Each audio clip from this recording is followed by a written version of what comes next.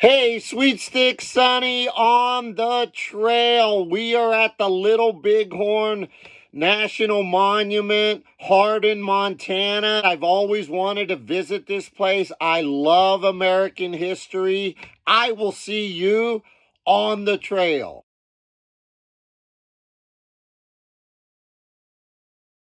This was a national cemetery up until 1978. No different than Arlington or Miramar, and service members are buried here. And so that's kind of cool. I did not know that. Up by the trees that you're looking at right now, that's where Custer fell, and that was Last Stand Hill. The battle took place in June of 1876, and it was a 2-day siege. It's a part of American history. They were all Americans, over 250 cavalry soldiers and other people, and over 100 Native Americans lost their lives here. What you're looking at is a shot of the Little Bighorn, the area where the battle was fought. And it's, you know, it's rolling hills, it's green. Yeah, I can't even imagine back in 1876. Right now it's quiet, it's peaceful, and it's pretty serene.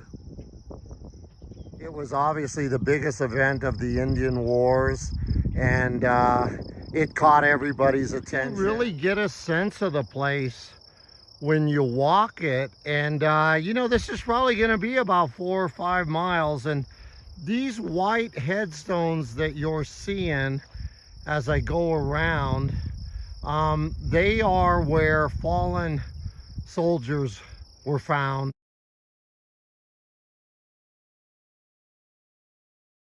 This area right here is called the Deep Ravine, and there are about 40 soldiers who broke away from you know, up above. They met their demise in this area. The Cheyenne and the Sioux, Sitting Bull, Crazy Horse, were part of this amazing, extraordinary battle. Custer underestimated the size of the Indian forces. I'm gonna try to give you the short version of how this all played out. In the 1860s, I want to say 1868, those are when the treaties, you know, were signed. The Sioux were in South Dakota, and they were gonna be left to have their own kind of state. And then there was also an area that was labeled unceded land, and the Native Americans were gonna just be able to kind of do their own thing there. You know, that was what the treaty was about. At some point, a little bit later, they found gold in the Black Hills, and people started coming into that area that was supposed to be, you know, open to the Native Americans, and things started happening. So that's kind of the beginning of it, and I will see you down the road for the rest of the story. What you're looking at right now is the, you know, the National Cemetery, and out that way is the monument of Custer and all the men that died. That was the last stand. But what I want to show you is that the Little Bighorn Valley was like a big salad bowl. And I'm going to take you all the way around so you can kind of get an idea. It's not super deep, but it completely goes around with ridges and areas that if you're at the bottom, you don't know what's at the top. Custer divided his men into 3 battalions, and they were all in 3 different areas arriving at the Little Bighorn.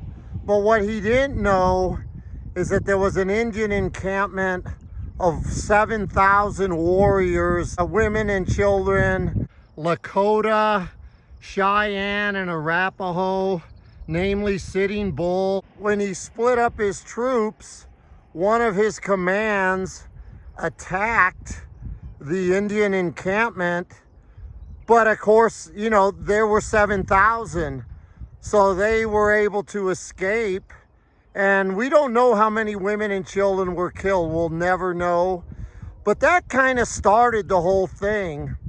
And, you know, obviously the Native American tribes were strong and they knew the area. And this is how it kind of played out. There were skirmishes in that direction and all the way around. And Custer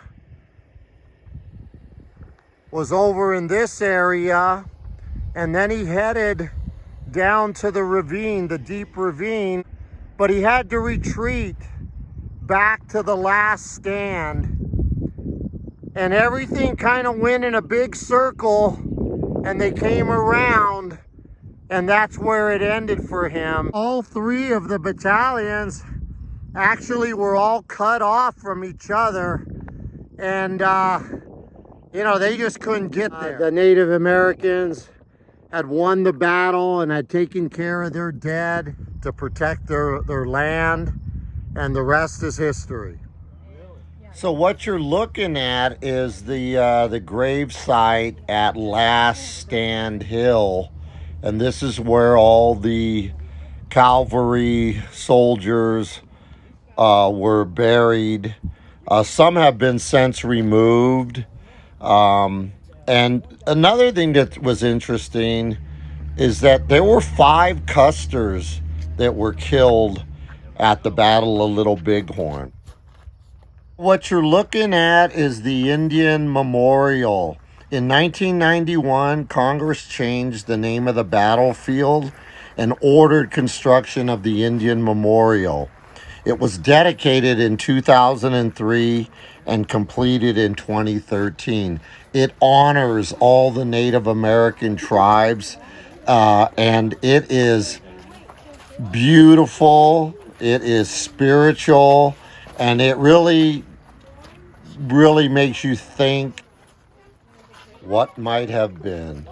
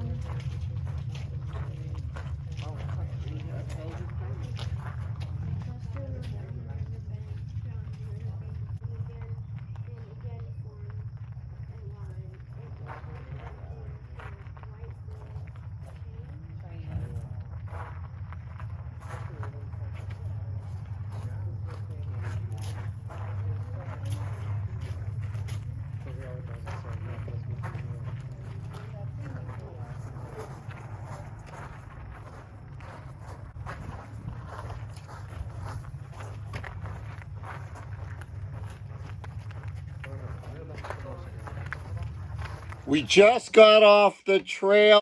It was so powerful and in many ways sad, but I learned so much about the battle and everybody involved. We actually walked for about 4 miles, and then we got on the bike and rode for 10 miles. I mean, we saw the battlefield inside and out. It is an amazing place. I learned so much about so many things, and I have to tell you that if you are going to visit the Little Bighorn National Monument, go and listen to the ranger presentation before you start your visit. It really puts everything into context, and I will see you next time on the trail.